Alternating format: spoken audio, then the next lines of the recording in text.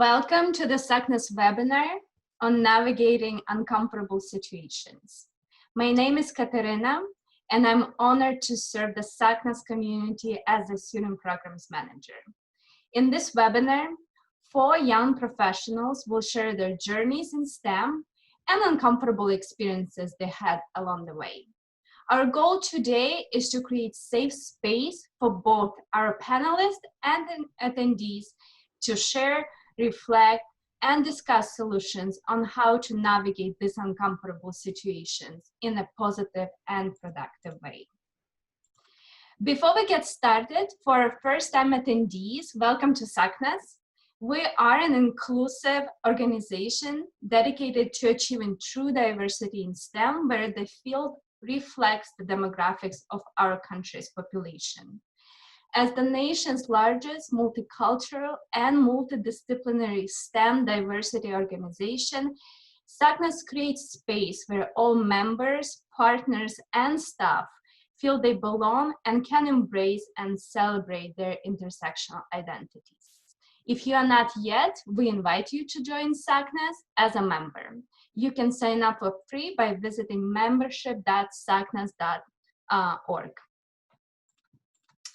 Please know that you may submit your questions via the Q&A feature, and we will answer as many as we can.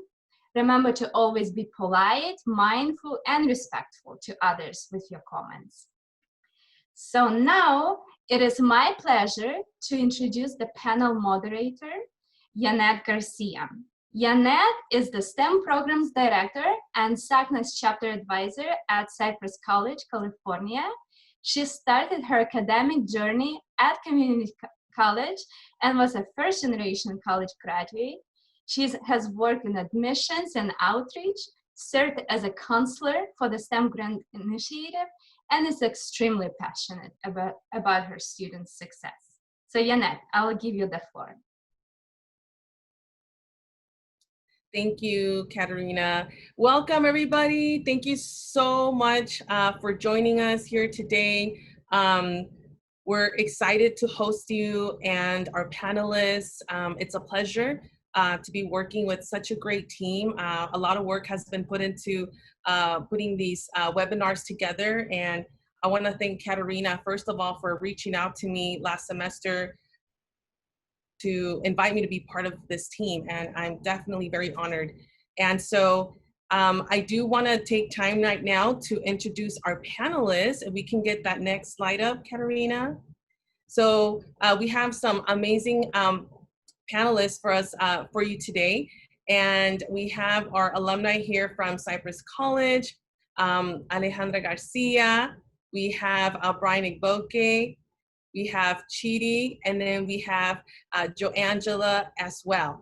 And we're gonna actually give them an opportunity to introduce themselves so you can get to know a little bit about their background. And we can start with you, Joangela. Sounds good. Well, thank you for that introduction, Janet. And hello, everybody. My name is Joangela Nouel, and I was born and raised in the Dominican Republic, an island in the Caribbean. I came to the United States about 6 years ago due to a health-related family emergency. My dad was very sick, and my family and I decided to seek help in the United States to provide my father with a better prognosis. The first few months here were very, very challenging. Not only was my father recovering, but I was immersed in a country with a completely new language while trying to provide for my family. Even though it was a difficult transition in my life, I was fully committed to this new life. I stepped into the unknown to explore the amazing opportunities available here in the United States, and I was determined to work hard and achieve accomplishments along the way. I was very involved in my father's recovery, and through this experience, I witnessed how critical science was in improving my father's health. So despite the fact that the future for us was very uncertain, I decided still to pursue a career in biomedical science. So my journey really started in Queensborough Community College in New York, where I enrolled to pursue an associate's degree in math and science. As a freshman, I was becoming familiar with the education system and also learning the language. But I always knew that after that period of adapting, I wanted to get involved in the science world.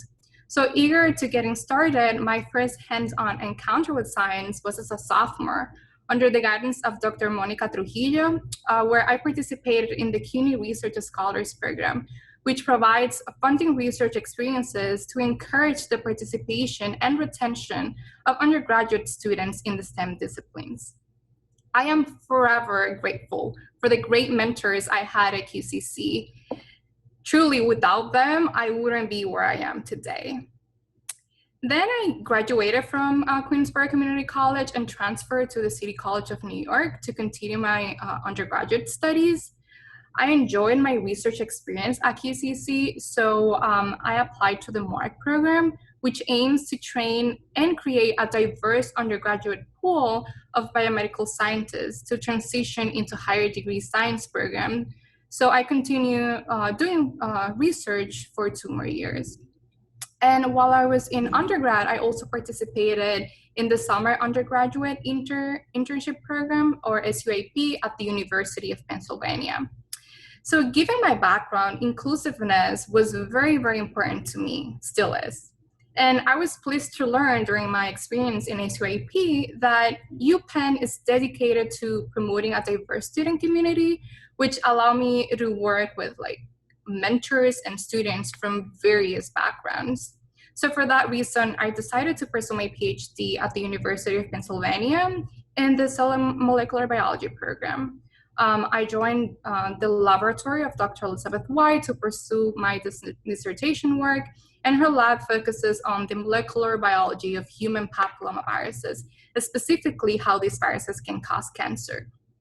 I study the human papillomavirus E7 oncoproteins and its interaction with cellular proteins. Throughout the years, I've gained mentors who have guided me and encouraged me to continue on this path. I can say that it has not been easy, but it has been worth it.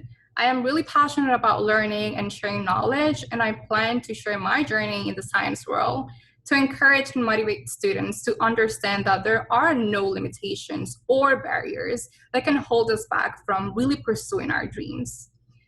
Growing up, to be honest, the possibility of me becoming a scientist never crossed my mind because I never thought that it was possible for me to be one, but here I am today.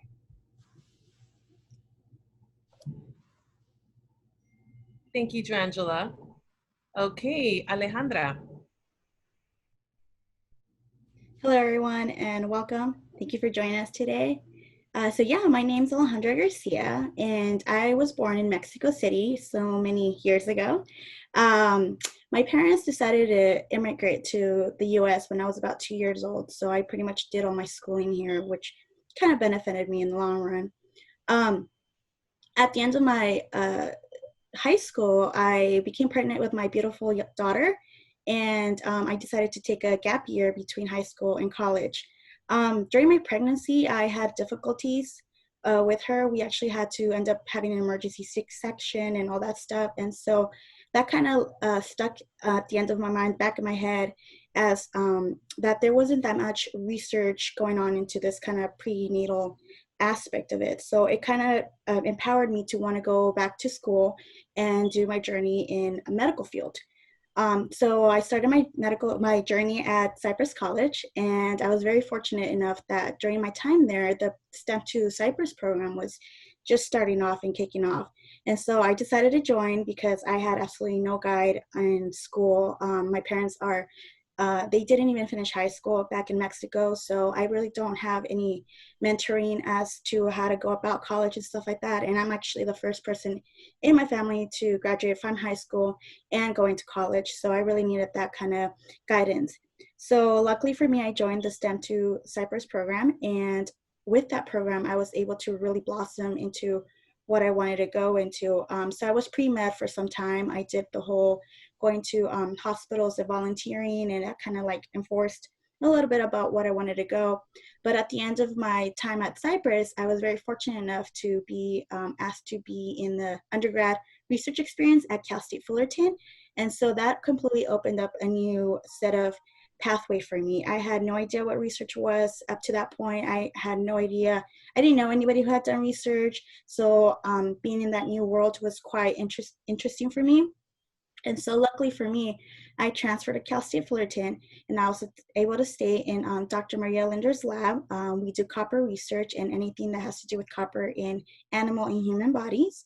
And so being there in her lab for a little bit over 3 years really opened up that pathway for me to be like, you know what, research is what I want to do and not necessarily go to medical school. And so because of that, I was able to join the LSAT program. I was a participant with them, and they were able to like fund me the whole way to do my research. So that was incredible, getting paid to do research, especially for someone who has never heard of research and doesn't have the background for it. So it was really nice seeing that. So I graduated from Cal State Fullerton this past spring. I majored in biology and did a minor in chemistry. And again, things that I never would have been able to say or thought that I would be able to say in the future. And at the same time, it was really nice being able to see that my daughter now has that role model as to, you know, I could be a scientist, I can be whatever I want to do just because the little steps that I took in my life. So yeah, thank you, everyone. Thank you, Alejandra, for sharing. And now we're going to go to Bryan.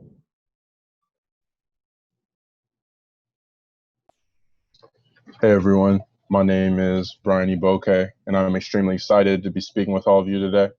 Obviously, it would be ideal to speak with you all in person and actually get to meet you, but I'm still so grateful for this opportunity to connect with all of you. Just a short background on my academic and professional journey so far. I graduated from Cypress College in spring of 2018 and had originally gone there out of high school with the sole purpose of playing basketball. School wasn't really on my radar. I just wanted to have fun, play basketball, and that was about it. My parents are from Nigeria, and anyone who knows about Nigerian parents knows they are ridiculously strict about school. So it would come as no surprise to you that they made me quit basketball after my first year there, after I got the first C of my life, because they wanted me to focus on school. They said I was going down the wrong path. And in their mind, they probably thought, you know, the next logical step after getting your first C is, oh, he's probably going to prison next, so we got to get a hold on his life right now. But so I was immediately disconnected from my only friend group on campus, that being my basketball teammates, until I was fortunate enough to be introduced to our moderator, Garcia, in the STEM Squared program.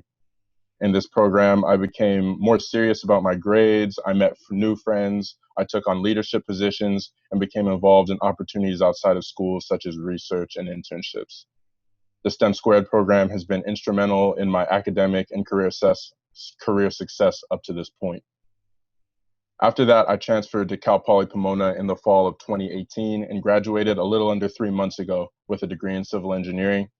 At Pomona, I held a position as the first-year transfer representative on the board of the American Society of Civil Engineers. It's just like the civil engineering student chapter at my school, or at every school, most schools.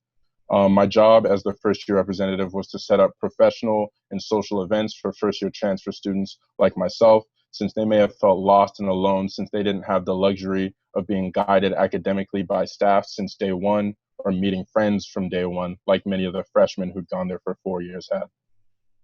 My experiences at Cypress and Pomona, both inside and outside of the classroom, set me up extremely well to land an internship after my first year at Pomona and work for that same company a year later once I graduated. That's actually where I am right now. I currently work full-time as a project engineer for a company called Granite Construction. The main office for the region is located in Carlsbad, but I've been placed at a project at LAX where we're building a terminal for Delta Airlines. You know, I really wish I could tell you more about the job, but I've been here for like a month and I'm still pretty lost, but I learn a lot every day and I'm glad to be here. Just a little personal stuff. My hobbies outside of my career include learning about investing in real estate, because after living away from home for so long at school and research opportunities, you know, it's tough moving in home, living with the parents again. So I'm trying to find the quickest way to move out again. I also like playing basketball still a little bit in my free time, and I definitely enjoy beating my little brother at video games. Yeah, that's about it. I'm looking forward to speaking with you guys. Thank you. Thank you so much, Bryan. Thank you for sharing. And then our last panelist, Chidi. Do I see Chidi in there? Oh, there you are. Yeah. You have the floor. How's it going, everyone? So my name is Chidi Ewenike. Chidi Ewenike, that's my full name. And I'm a computer engineering student at Cal Poly San Luis Obispo who will be graduating in December. I'm actually from a little town called Garcia in Finland. It's a little country town about 50 miles north of Helsinki. And I actually moved from Finland when I was pretty young. I ended up moving to Brea, California with my mother to live with my father. Interestingly enough, my father is a civil engineer, and he always pushed me when I was younger in math and science. My dad grew up in Nigeria, just like Bryan's parents. So he was able to use education as a way to escape war and famine, which he had experienced at a very young age, and made that determination that he wanted to make a new life for himself, which he had done in Southern California by pursuing an education in the United States. As I went through school, I didn't have much motivation beyond playing soccer. But I always understood the importance of education. I actually ended up going to Cypress College to play soccer, and I ended up pursuing an English degree because I enjoyed language and literature. But when I received my third concussion playing soccer at Cypress, I decided to kind of take a step back and reassess my life goals. I ended up going to the Finnish military, and it was there that I kind of acknowledged my love for technology. So I decided then and there that I wanted to pursue a degree in engineering. Wasn't entirely sure what, but I knew that engineering was the path in my life that I wanted to go down. So I returned to Cypress College with a renewed motivation to pursue an education in engineering. And you know, one of the most monumental moments of my life was getting accepted to the STEM Squared program, because I knew it would be a huge step in my academic and professional career. I met a lot of friends, really got out of my comfort zone, and many people might not know this, but I'm actually a very kind of shy person. My first time we had our orientation, I didn't talk to a single person. I just kind of kept to myself. But with the STEM Squared program, I was able to kind of develop myself as a person. I gained resources for my coursework, which were monumental for my success in my coursework. I gained invaluable networking and public speaking skills, and I got to do research at Cal State Fullerton, UCSD, in home automation and robotics respectively, which really furthered my passion for engineering. And it was actually doing my research at Cal State Fullerton that I decided that computer engineering was the path that I wanted to go down. I'd actually transferred from Cypress. I went to Cal Poly Pomona, and then ultimately Cal Poly San Luis Obispo. And going there, having transferred from Cypress College and doing the STEM Squared program, I just felt so prepared for any of the opportunities that came my way. And so I immediately joined the National Society of Black Engineers, and even started an AI club on campus because I'm really passionate about artificial intelligence and machine learning. And I have had the fortune of interning at Faraday Future, NASA's Jet Propulsion Laboratory, and now I'm honestly working a dream job at Microsoft this summer, which I'm hoping to parlay into a full-time opportunity when I graduate. And I would have to say that I would not be here were it not for Unette and the STEM Squared program, and I feel very fortunate to be speaking to you all today. Thank you, Chidi. I just get emotional. I mean, that's just me. And thank you so much for all of you sharing from your heart, and just to see how much you've grown. It's just so, so rewarding. So thank you so much for sharing your stories with us. So we received a lot of questions that, students want to know. And so obviously we're not gonna be able to go through all of them, but we selected a few, and hopefully we'll get through a lot today. But we selected some that had some common themes. So I'm gonna start now with the first question. And so the first one is, how did you recognize systemic racism / discrimination, and what would you recommend to someone facing them now? And anybody can start.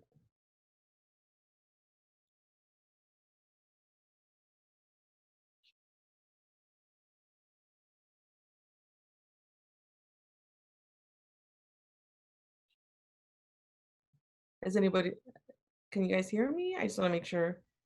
I'm sorry, can you ask the question again? Sure. It's like cutting out a little bit. Okay, can you hear me right now? Yeah, I hear you well. Okay, so the first question is, how did you recognize systemic racism / or discrimination, And what would you recommend to someone facing that now?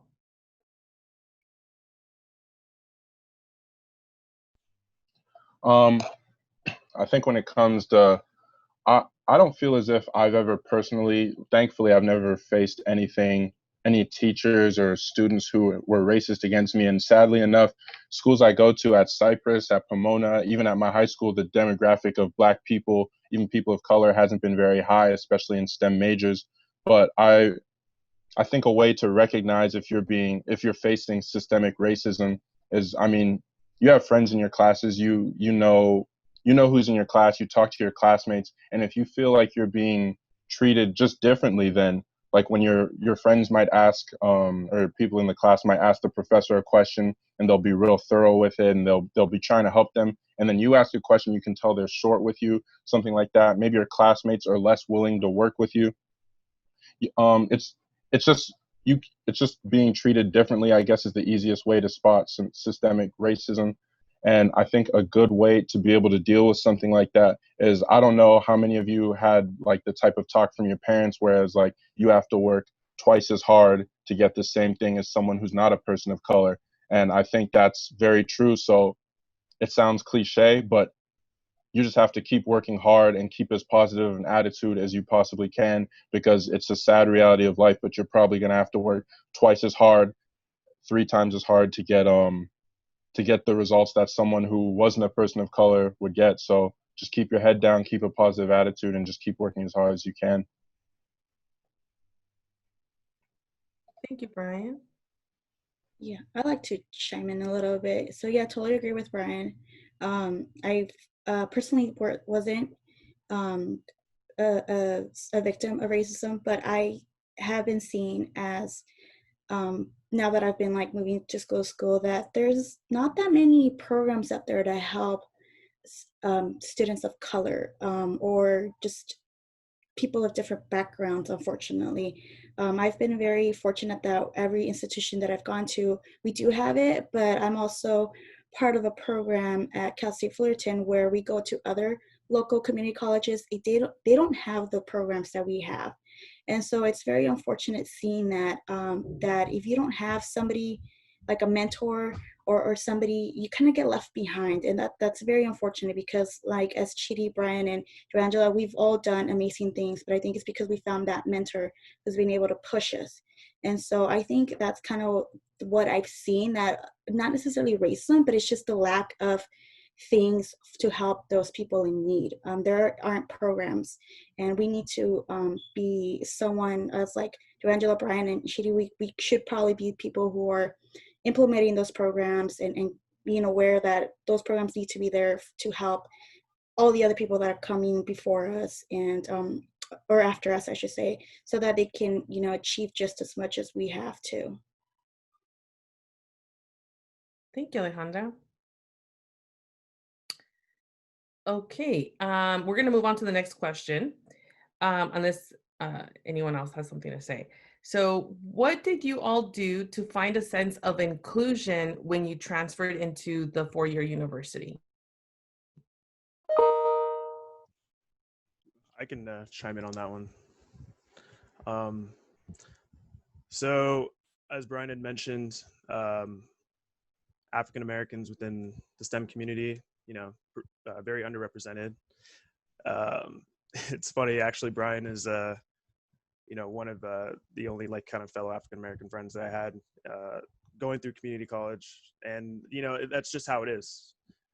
So I knew that going into a four-year university, I wanted to have that sense of inclusion, and so I actually sought the National Society of Black Engineers, because I knew that it was an organization for me that I can join and kind of find solace in this community who's also experiencing similar underrepresentation within a field like STEM. I mean, within science and engineering, Blacks make up 5% of the science community, which is you know, pretty small percentage. And so being able to talk about some of the issues that we're facing, you know, especially with everything that was going on with police brutality and the protests, you know, I was able to confide in my fellow NESB members, and we're able to kind of get through everything that's going on. And even throughout the school year, when you might be experiencing some microaggressions or, God forbid, any type of explicit racism, that you have this community in which you can talk to and really, again, find comfort in, so that, you can get through the tough times. So, yeah. Thank you, Chidi. Does anyone else want to address that question?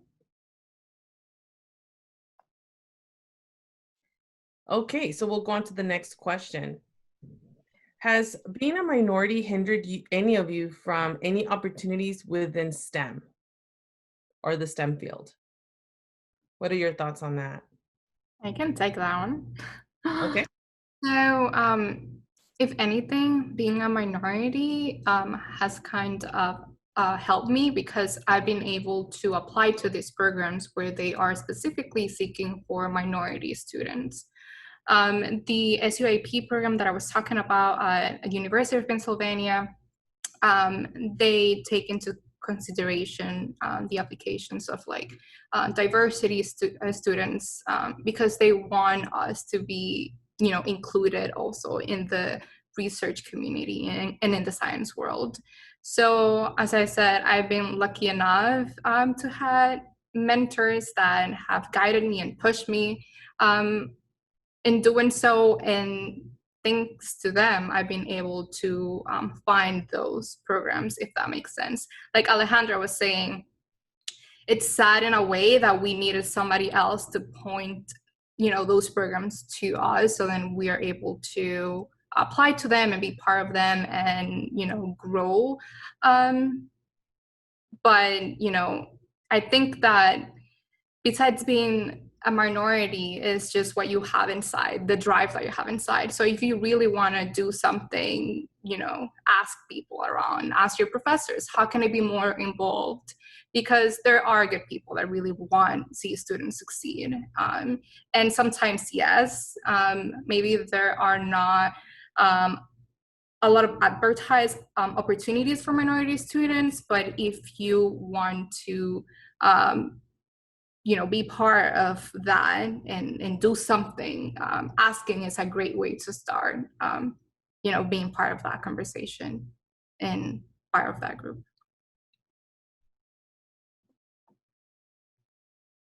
Thank you. Anyone else wants to address that question? Okay. Okay, so we have another question that just came in. How do you respond when people say equity, diversity, and inclusion doesn't matter?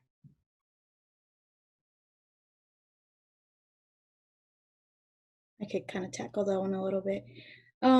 It does matter. Being able to see somebody that is similar to you in these higher, positions gives you a little push. I know, like, personally, I like to gravitate to professors who have like a similar background to myself or have something that's like similar to me. Some of my best mentors happen to have, they're Hispanic. They know the struggles of being a parent, things like that. So I think it is important, so that we can have more people of color be in all these sectors. I think diversity brings out, we're all from different backgrounds, so we all have different experiences. As for myself, I, had a difficulty with my pregnancy, something that, I want to pursue.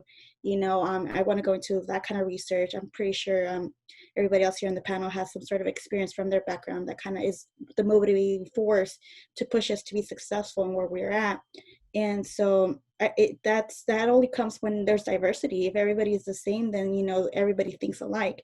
And, when everybody thinks alike, you kind of get stuck in that mindset and you don't see outside of what else can be accomplished. And so it is important to have diversity, and it is important to make sure that everybody feels respected and heard, especially in STEM, because it's such a driving force, in the world. So yeah, definitely. There's no such thing as no diversity, at least in my point.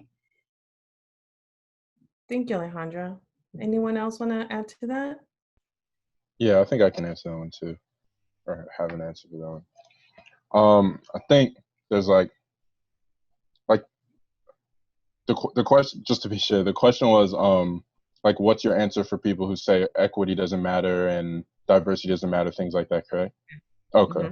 I think there's like people who genuinely grew up in a household who were raised and they just don't understand, and maybe they're open to learning, and you can educate those type of people like, oh, this is why it matters. This is how people of color have been disadvantaged for years. This is how the system kind of works against us. And this is what you can do to help with like your privilege, and you can kind of educate some people. And then there's always going to be another group of people who don't want to learn, like they genuinely don't care. So when you meet the type of people who want to learn, absolutely help them. Like just like teach them what you know, teach them why it's a problem, so that you're teaching someone and they can teach someone, and we're just making the world a better place in that way. And for the people who genuinely don't care, who don't want to hear anything about it, I mean, there's nothing you can really do. If there's someone you can ignore and just keep working hard and doing what you do that. If it's someone in your class, if it's your professor, maybe that's when you have to go and you might have to talk to someone higher up and be like, hey, this is what's going on. I have a professor, I have someone in my class who's like genuinely trying to hold me back. I don't feel like a professor in one of your classes would be that way, but if it is, that's something you'd have to handle. So I think you just have to, in essence, like figure out what type of person you're dealing with, someone who's just uneducated about the topic or someone who genuinely doesn't care about learning about the topic. Thank you, Bryan. Okay, so we're going to go to the next question. How can support services on campus support students and be proactive in reducing discrimination or improving on inclusion and diversity?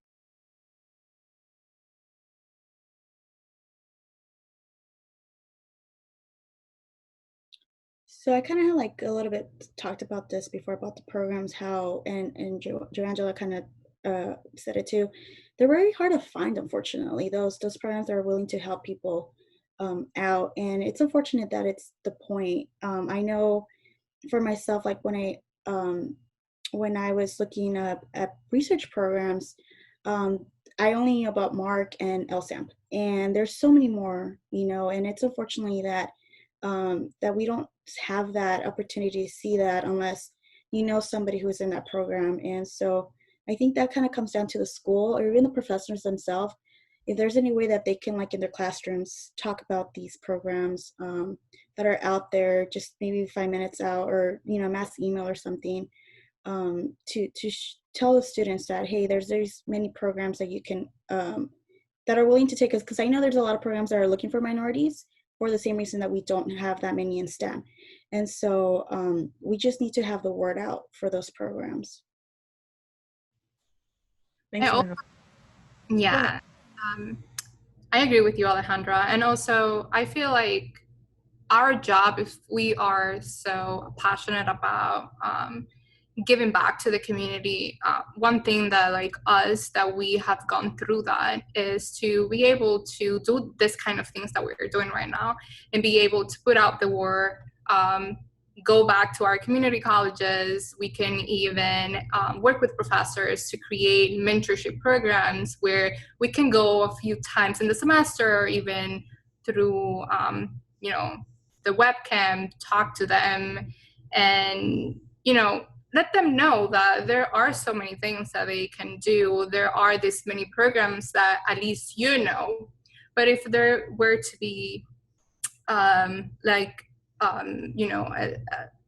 a radar of all the different experiences that all of us have been and have had. You guys have been in different programs that I've been.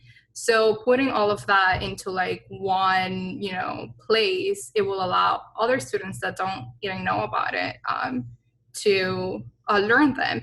And it's even better if it comes from people that have been participating in those programs, because they can identify with us and be like, oh, they were like me many years ago, and look where they are right now. So I'm just gonna try to do what they did, or apply to the same programs, or at least now I'm aware of those opportunities exist. So I think that's one of the things. Yes, professors are a good way on how to broadcast. There are programs out there for whoever is interested in learning about science, but also us students coming back and trying to, let them know that those programs are worth it. Yeah, you're gonna have to work hard, but you're gonna learn a lot, and then at the end, it's really gonna be worth it. Thank you, Joangela.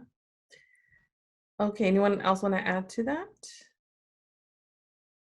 Okay, so I think this next question, I'm sure everybody can answer. So what motivates you guys to not give up, and what motivates you today?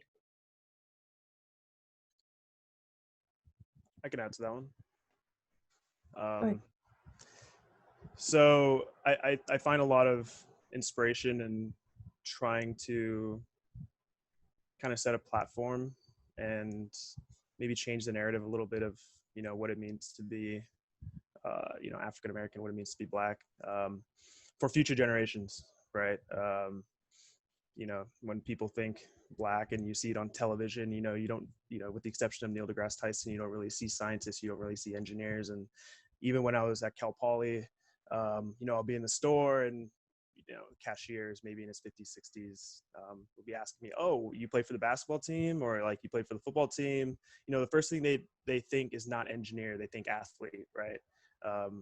And so that gives me a lot of motivation to do well in school, to pursue opportunities that I want to pursue, to do the things that I enjoy, and to also kind of pay it forward and ensure that, the next generation of, Black kids who are moving into their collegiate careers and academic careers are thinking about and pursuing an education in STEM and in engineering in particular. And so that gives me a lot of motivation to do well and hopefully pay forward moving forward.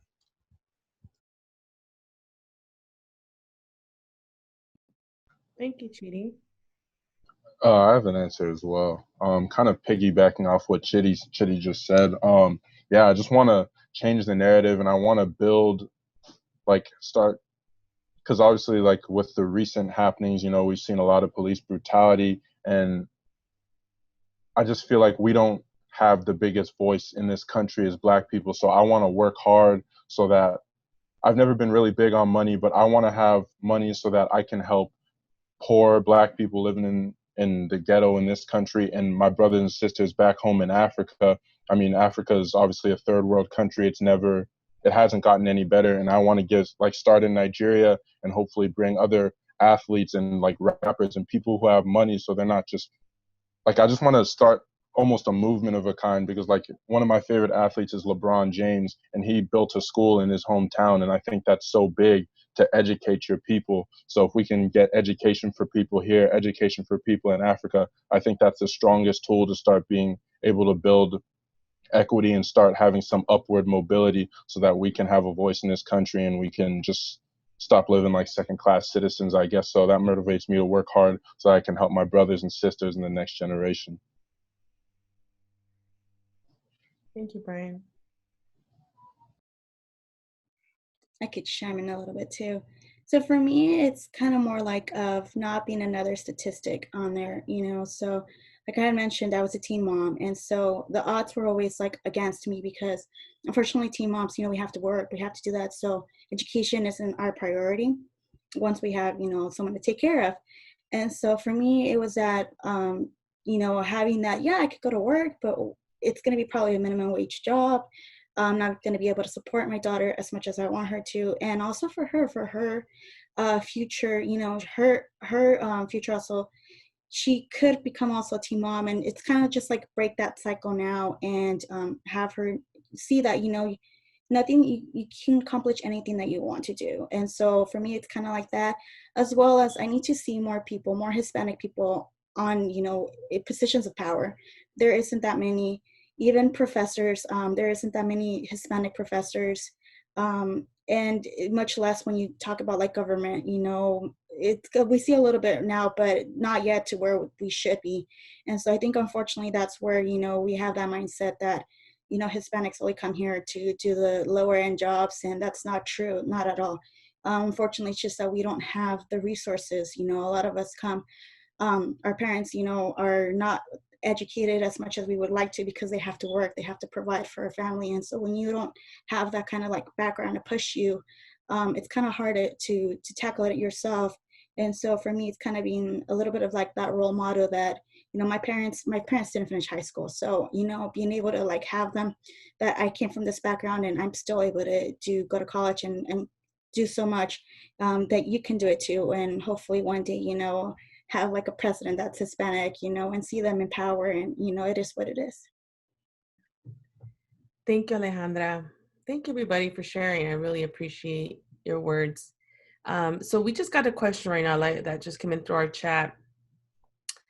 What can white professors say when we announce internships, programs specifically for diverse students, etc., in our classes to help motivate and encourage students of color to apply? How can I help them see it is valuable and important to their careers?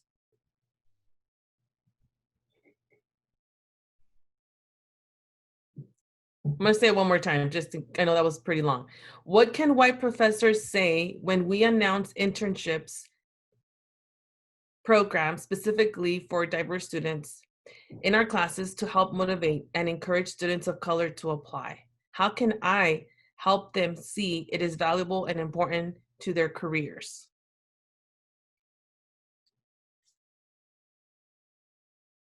So for me, my PI, the professor that I work under in lab, she is white, and she always encouraged me to apply to such programs because she told me the benefits of them. That's how she would go about them. She would be like, you need to go into a program so that you can, you know, put that on your resume. This program is going to help you go to grad school fairs, etc. And so being able to see that, the benefit of the programs. And like I said, a lot of us don't have someone that we can go to and have them like, what should I do next in my college career? So unfortunately, like it kind of relies on those professors to do it, kind of be like the parent or like the role model as to, you know, when I was back in the day when I was doing my undergrad, this is what I did. These are the programs that I was in part of, and they helped me to see the benefits, you know, X, Y, and Z. And I think these benefits will, you know, help you stand out from everybody else so that you can achieve your goals. Your goals. And so I think that's kind of like a way that you can start by having those little talks with them.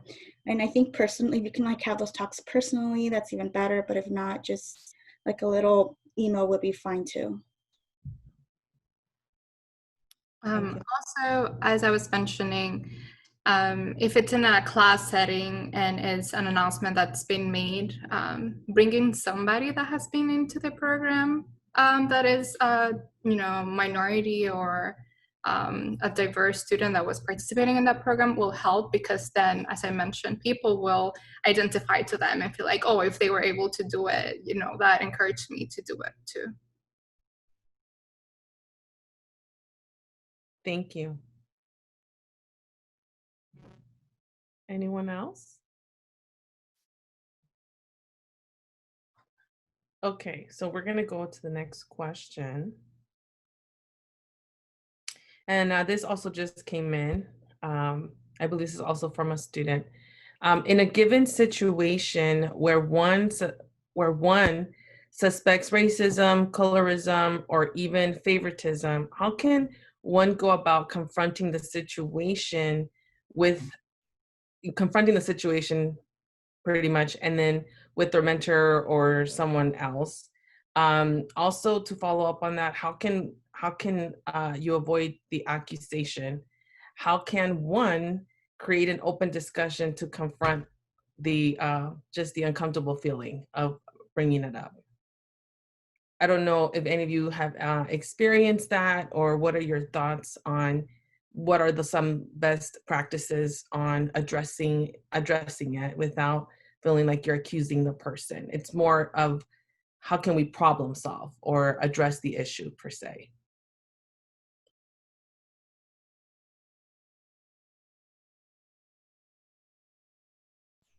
I think I can somewhat answer this. Once again, I've never been a victim of any type of profiling or anything like that from a mentor or a professor, but I feel like a way you could bring it up, if you notice like patterns, like something that they consistently do to you that they're maybe not doing to your colleagues, don't accuse them like, oh, you do this to me because I'm a person of color. Maybe you could just ask them like, why do you consistently do this thing to me, but you don't do it to everyone else? And just see what their answer is, kind of. And if it's legit, like if their answer is legitimate, then maybe it's truly something you were doing that no one else was doing. But if they're unwilling to talk about it, or pretty much if their answer isn't sufficient, if you don't think they're telling the whole truth, then that's a tough question. I don't know where you'd go from there, but if you're comfortable, obviously if the situation is that bad, you could leave. That if it's like a program or something like that, you could leave, you could talk to someone higher up. But yeah, that's a really tough situation. I don't have a perfect answer for that, but I think a good starting point would at least to be find their true motivation for why they're treating you differently than some of your colleagues, maybe. Thank Yeah, you, Brian. I Go would ahead. say that too. So from personally, I have never also experienced racism towards me, and I'm lucky enough for that. But I've had some situations where it might not be racism, but it might be, the place where I come from, if that makes sense, in terms of education. So it happened once to me that I was like new into this program, and the person I was working with didn't want me to do anything or touch anything. And you are in an uncomfortable situation, and you start questioning so many things about yourself. Like, I'm not worthy enough. I don't know how to do this. You don't think that I can learn this? So it's hard when somebody above you, is trying not to let you do what you came here to do. But I feel like one of the best things to do is to find somebody that you do feel comfortable with talking about it and also asking for help. So I decided to do that, and I went and talked to the program director, which I didn't know. And that person talked to whoever he needed to talk to get the problem solved. So even though I didn't talk directly to the person I was working with because I didn't feel comfortable doing so, there are people that are there to help you, even more so if you are in a program or something like that. And in that experience, everything thankfully worked out. We had a conversation with that person, and I was able to tell them, like, I came here to learn. And their answer was, yeah, but you don't know anything, so I am not going to let you do anything. And I'm like, sure, I understand that point, but I'm here to learn, and believe me, like, I'll learn really fast. Just teach me once and I'll do it. And people that are humble enough are going to realize at the end that, they were wrong at the beginning. And that person afterwards came to me. It was like, yes, you do learn fast. And like, thank God that you spoke up, and now, you are onto amazing things. But even though if the situation is uncomfortable, don't, raise your voice. You don't have to do it in a bad way. You can, and if you don't know how to navigate a situation, go to somebody that you feel comfortable with, and that person, can tell you what things you can do to, resolve that conflict that you're having. Thank you. Okay, so we're going to go to the next question. What can I do as a fellow colleague who is white to support my colleagues who are people of color that are struggling to feel like they fit in?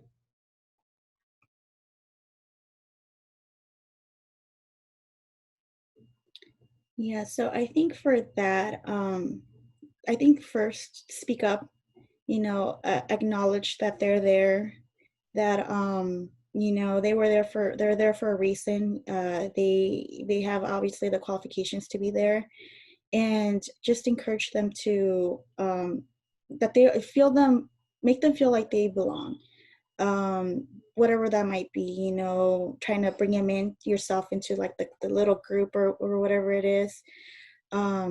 And just, I think that's one of the most valuable things, is when you speak up and acknowledge that, hey, I feel like you are, and probably not feeling like you belong, but I see that, I see you, you know, you do belong, and you know, obviously you're qualified to be here, so make sure you know, don't forget that, you know, make sure that they don't forget that they're there for a reason, and that they do belong, and just be that friend, that first friend, you know, towards them, and let them know that they're not alone, pretty much.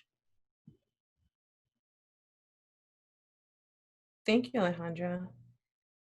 Anyone else want to chime in on that?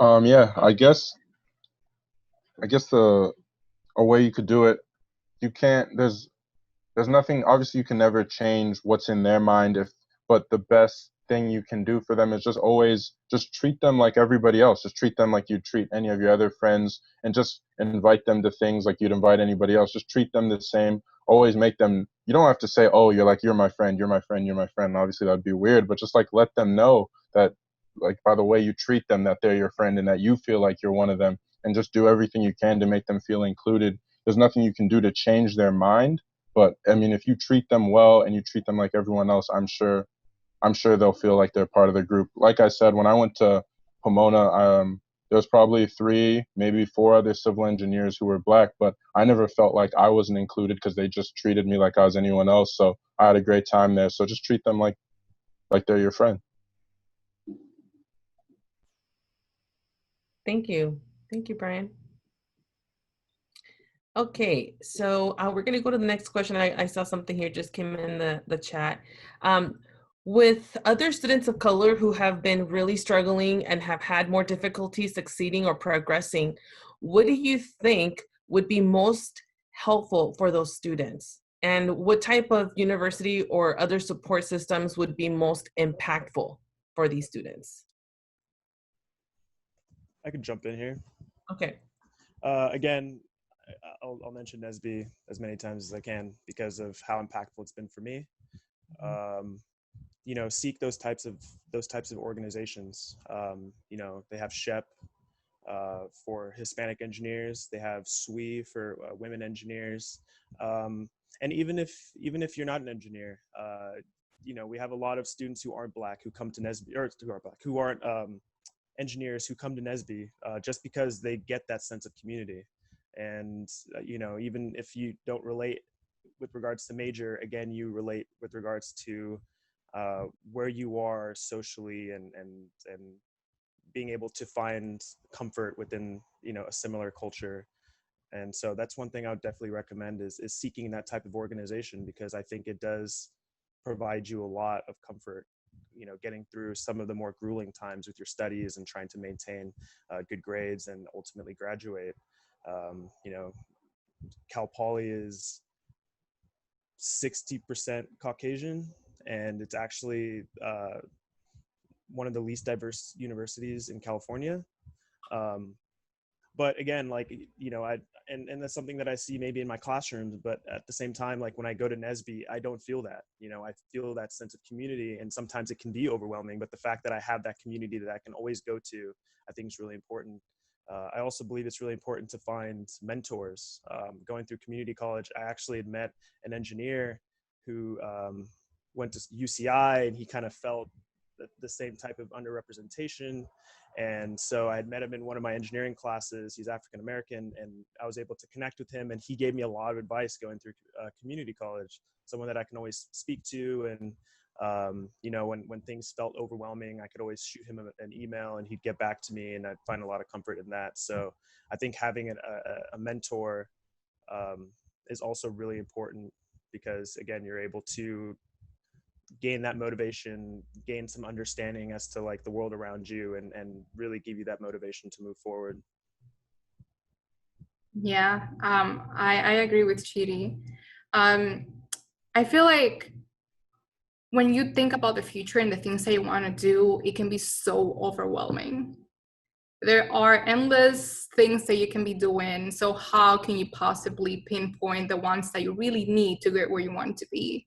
And I feel like that's when mentors can come in. And even people more so that are like us that left not a long time ago, as I was mentioning. So maybe creating, mentorship, mentor partnerships programs with students that were in, those schools that went out to do great things. They can come back and help students. I feel like that's one of the best things, if possible, community colleges could implement. So then, at least the students that are there can see that they're going to be able to achieve those great things, working along with mentors and people that tell them, oh, these are the things that you can do. And if you work hard and you do them, you can achieve everything.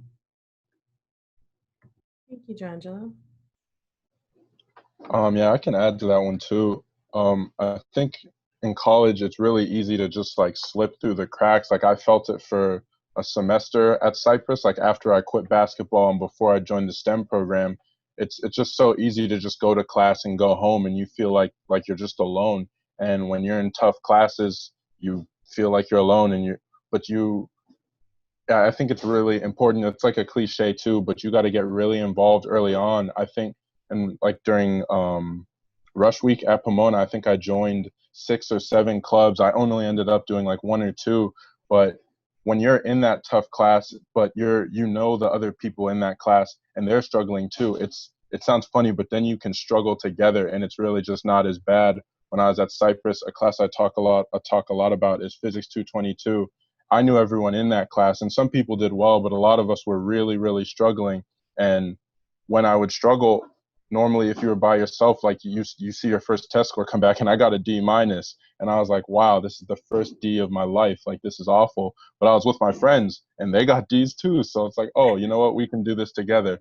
And we came together, and I ended up passing, and it worked out. So yeah, just find people who you can struggle with, I guess, and it's definitely a lot better than struggling alone. Yeah. Very true. Very, very true. Thank you, Bryan.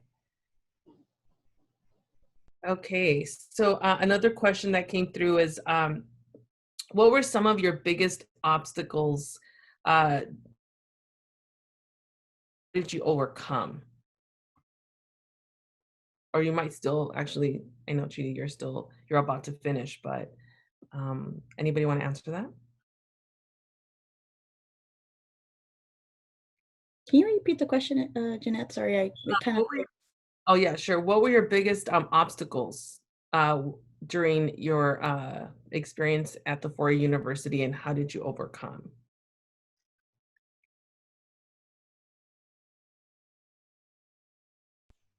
I think a big obstacle for me was after transferring from Cypress to Pomona. I was really motivated to graduate quickly, so I immediately started like writing up my classes semester by semester to see what I needed to do. And it's typically thought that you can, once you do your time in community college, you can graduate from a 4-year in about 2 years. But I got to Pomona and I was writing out my classes, and I found out that wasn't, like, through the normal path, that wasn't possible. It was going to take more like 3 years, and I really didn't want to do 3 years. So I think a big obstacle I had to go through was just taking a lot of classes. I took 20 units every semester I was there. So for 2 years, I took 20 units per semester, and that's probably the biggest challenge I've ever had in school or in my life, maybe just taking 20 units. And I worked a little bit too, like part-time, maybe 8 hours a week. But and what I did to overcome that was just, it helps me to envision like the end goal and like why I'm doing it and how good it's going to feel when I get there. So my end goal was to just like not have to worry about school anymore and be able to work in a career that I loved and be able to provide for my family if they ever needed me to do so. And that just kept me motivated throughout the years, just seeing that end goal. And yeah, I finally made it. So yeah. Thank you, Bryan. Anyone else want to elaborate on that? Can you repeat the question? Sorry. Sure. So what are some of the obstacles you faced or that you faced while attending Ford University, and how did you overcome?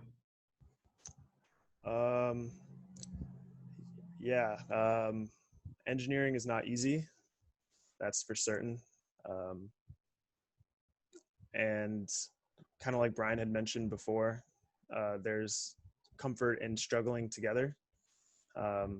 So, having friends that I can kind of rely on and work with to kind of get through the tough times has always been really beneficial. And there are times where like you're studying for exams and you're working on projects and you're trying to keep up with your coursework where things can just feel so overwhelming. You have midterms, you have finals, and it seems like such a daunting task. And same for me. The fact that at the end of the day, like I see that once I'm done with this, I get to do what I truly love. Like I work on projects on campus. I even work on projects at home.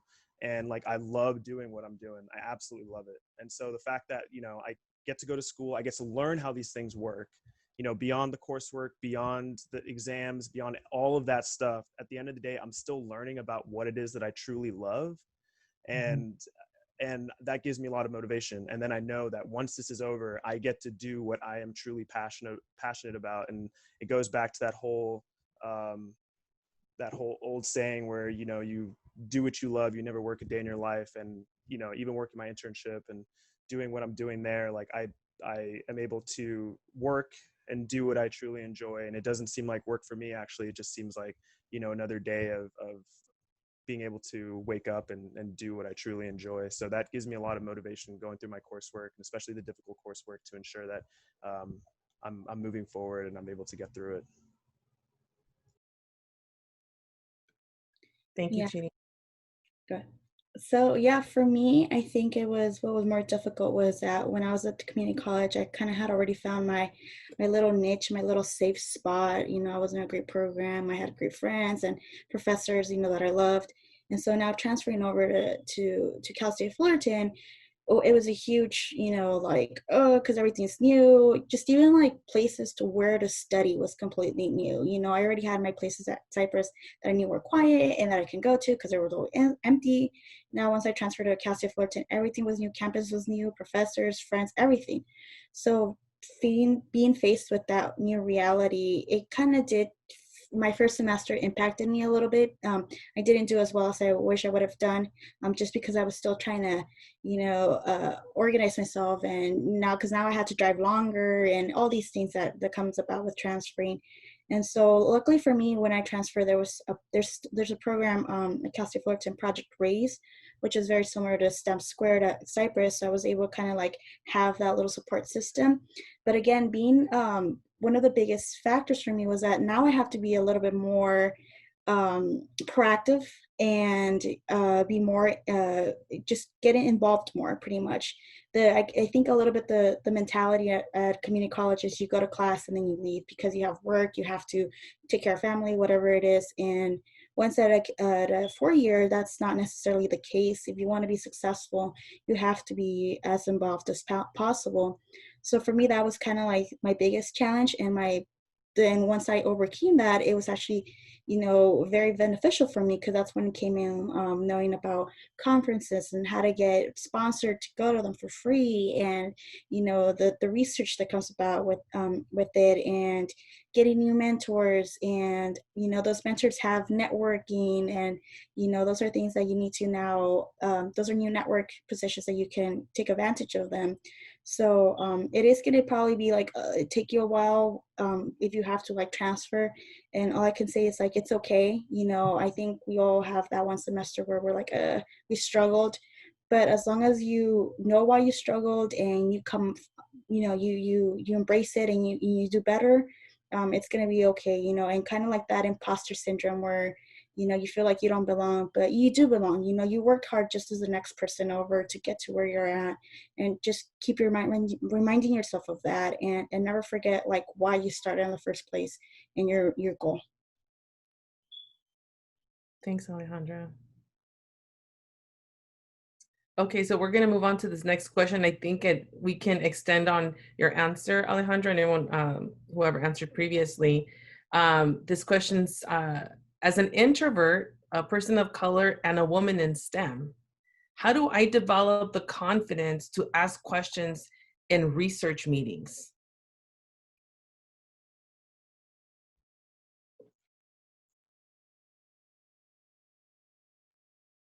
So I think we STEM students have that a little bit. I think we're all a little introverts in our own way.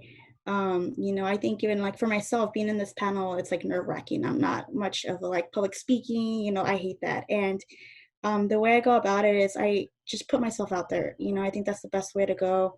My job, actually, the job at Cal State Fullerton requires me to do a lot of public speaking, which at first I was like, oh my God, I'm not going to be successful in this. But that's helped, just being able to put yourself out there. And I think that's one of the really nice things about STEM is that we're very welcoming of everybody. You know, we love to talk, we love to like nerd out and just talk about things. And that's actually very like useful when you're starting to talk with somebody new. And some of the best conversations I've had is when I'm like presenting my poster at what so-and-so conferences and getting that like feedback from somebody else who's probably not in the field, or maybe they are in the field, and you know, making those little connections are always the best. But I totally understand like not being able to like go out there and make friendships, but at some point you kind of just have to put yourself out there and do the best that you can for your own sake. Yeah. Thanks, Alejandra. Anyone else want to add to that?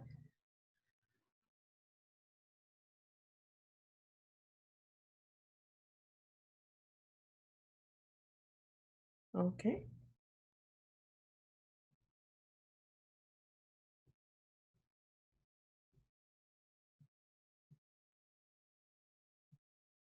Okay, so we're going to go to the next question. Give me a second. I'm just trying to find my place here. Okay, so here's another one. What can academic advisors do to better support students of color? So this is now a new role, right? So you have the faculty who, who are in the STEM fields, and now we're switching over to advisors. We're also key, right? Even in community colleges. So in the community colleges, typically you have your counselors, and then you have your advisors at the 4-year level. Who can elaborate a little bit on that? I think that advisors should stay on top of, you know, program opportunities and all of that. I've had advisors that were not good at all, that I had to change them and find somebody that I felt comfortable and somebody that I knew cared about me and wanted to help me. Sometimes, and even if you're new, you either start your community college for the first time or you transfer to a new school that you don't know anybody. I feel like those are the people that you can ask most of the questions to. What can I do? How can I get involved? And it's sad to say, but some of them sometimes are not even aware of the opportunities that are out there for the students. So sure, they're there to help us pick our classes, but I feel like in some way the school has to also take into consideration that the success of a student, it's not solely based on the classes that they're going to take. It's going to be based also on the opportunities and the things that they can do in the school or outside the school. And I think that if advisors also take onto that responsibility a little bit of learning more about the opportunities that are out there, and also just telling to the students, even if they don't ask, they can be, listen, these are the things that we have available. If you're interested, just let me know and I can talk to you more about it. Thank you, Joangela. Anyone else want to answer that? I know for, Chidi, Bryan, and Alejandra, I know you specifically worked closely with the STEM counselors at Cypress. So can you share a little bit about how that impacted you before transferring to the Ford University? Yeah, I think I can. Okay, yeah, I'll go. So my first counselor was a a basketball counselor or like a sports counselor. And a lot of the classes I took, I had already taken in high school, and I brought it up. I'm like, hey, I've already taken these classes, but the main priority wasn't really like academics. It was just to like get me in enough units to be eligible to play basketball. So I was just kind of like pushed on through, and it ended up hurting me. It probably kept me, like it put me behind like a semester, but then I got switched. Once I joined the STEM program, I met a counselor. Her name is Dr. Deidre Porter, and she was very, very helpful for me. You know, I talked to her about classes. I could talk to her just about life. She even included me in like her dissertation for her PhD. So I just felt like not only like she made me feel very welcome, like I could always walk in and just talk to her. So she definitely changed my experience with counselors, my experience with school. You know, she wrote me letters of rec for my, like when I do internships or research opportunities. So I guess the question was, what can counselors do to better help students? It's, I guess it doesn't so much answer the question. I guess like a different spin I could have on the answer is, I guess just find like the counselor that works for you. Try to find a counselor who's shared similar experiences. They may not be exactly the same, but if you can just find someone who truly cares about you, who makes you feel welcome, I think that'll definitely help you inside and outside of the classroom. Thank you, Bryan. Yeah, so when I joined the STEM club, it was back when it started, and at that point it was a one-woman show. It was just Jeanette running everything, and she was my counselor at that time. So I pretty much, you know, obviously I got really close to Jeanette, and so I like to like refer to her as a friend and a mentor, which is awesome. And so pretty much what Bryan and Joangela said, find those people who, it's okay to switch, you know, it's okay to find the person that's going to help you, because I mean at some point you have to put yourself first. You don't have to worry about hurting people's feelings. It is what it is, you know. If you want to be successful, sometimes you have to put yourself first, and it's okay to go out and find the people who, even if it's like you have to go out of your way to find those people, do it. If you don't feel comfortable, it's not a good feeling when you have to go somewhere and you're not comfortable. Not only are you not going to get the right advice, you know, it's a horrible feeling. So definitely don't worry about the if, the what, or what they're gonna say. Do it for yourself. Find somebody that's gonna be supportive in your dreams and be your number one cheerleader pretty much. And I think that's what kind of Unette I got from her. And I never went to any other counselor while I was at Cypress. I always went to her for help and everything. And you know, I never needed to go to like the career center because I always knew Unette had my back, and that was a good feeling and a half. Thanks, Alejandra. I'm just gonna add one last thing, and it's that do not be afraid of reaching out. There are people that truly want to help you, and you're never gonna know if you don't contact them. So like the worst thing that can happen is that they tell you, well, I cannot help you, and you can move on and try to find somebody else. But you know, do not be afraid of contacting people that can be, you know, great advisors and even great mentors. Thank you, Joangela. Okay, so we're gonna now move forward to the last question. So here it is. So when you were in a leadership position, how did you deal with situations where your voice of leadership was ignored or downplayed potentially due to your race or gender? Has that ever happened to you? And if so, can you elaborate a little bit on that?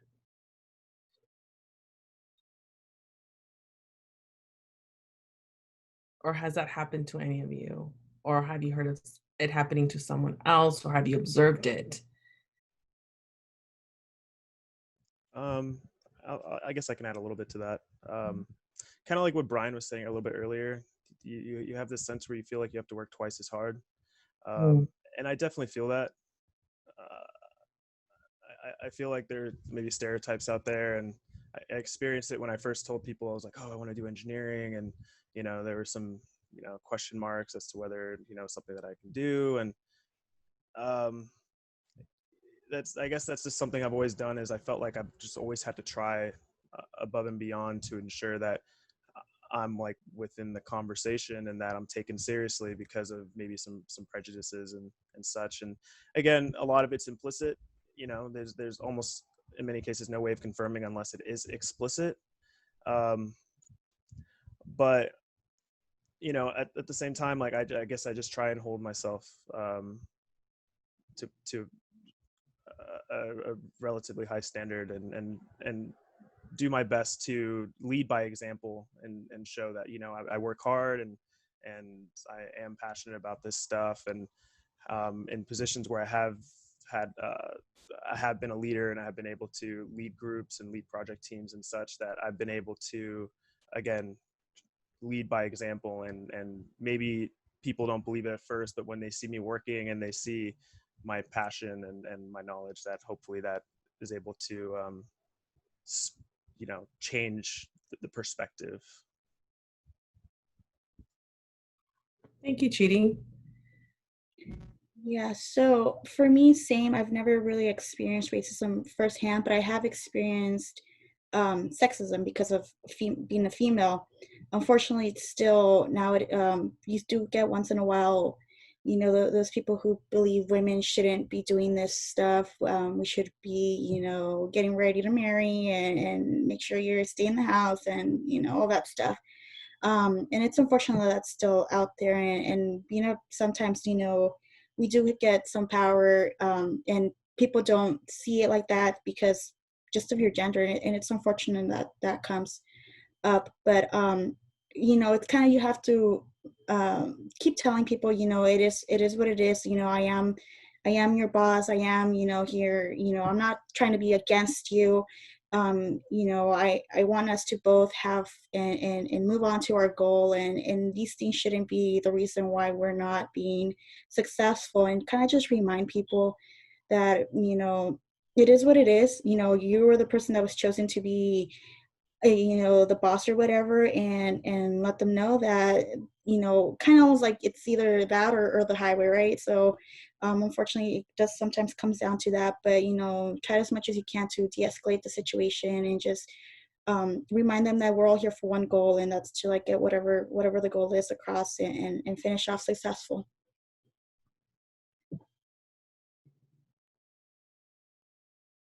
Okay, well, I think that wraps up this piece. Thank you so much. Round of applause to all of our panelists for sharing from the heart.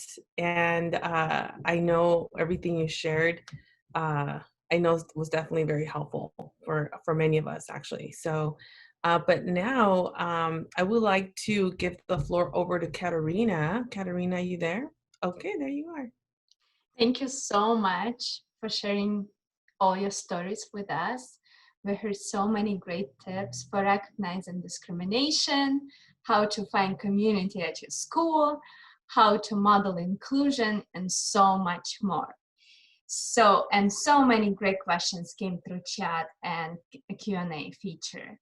If you would like to connect with one another after this webinar and continue this important discussion, you are invited to join our online community college group.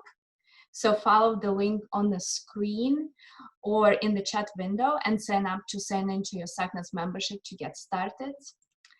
I would also like to invite you to join for another free virtual event specifically for community college students happening this September to help equip and empower you for degrees and future careers in STEM.